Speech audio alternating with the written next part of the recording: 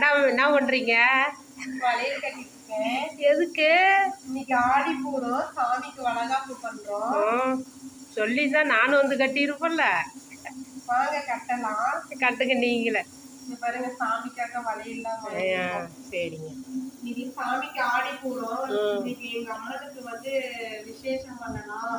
இது வந்து நான் 2வது வருஷம் வந்து இந்த வளகாப்பு செய்யறேன். அதனால வந்து வீட்டுல எல்லாம் சமையல் எல்லாம் தடப்புடன்னு ஆயிட்டு இருக்கு. நண்பர்கள் அனைவரும் வாங்க, உங்களுக்காகவும் சேர்ந்து நாங்க பிரார்த்தனை பண்ணிக்கிறோம். இந்த ஆடிப்பூர விசேஷம் வந்து எதுக்காகனா, குழந்தைய எதிர்பார்த்து இருக்கிறவங்களுக்கு வந்து குழந்தை பாக்கியமும் அப்புறம் திருமணம் ஆகணும்னு நினைச்சு வந்து அம்மனுக்கு வந்து பூஜையில கலந்துக்கிட்டு அம்மனுக்கு ஏதாவது நம்ம நெய்வேதியம் ஏதாவது நம்ம வாங்கி கொடுத்தோம்னா அடுத்த ஆண்டுக்குள்ள வந்து திருமணமும் ஆயிரும், குழந்தை இல்லாதவங்களுக்கு குழந்தை கிடைச்சிரும் அப்படிங்கிறதுதான் ஐதீகம். போன வருஷம் நாங்க சாயங்காலமா தான் செஞ்சோம்.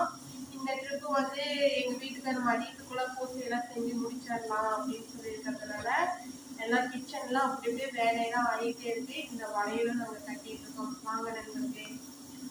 தேங்க்யூ.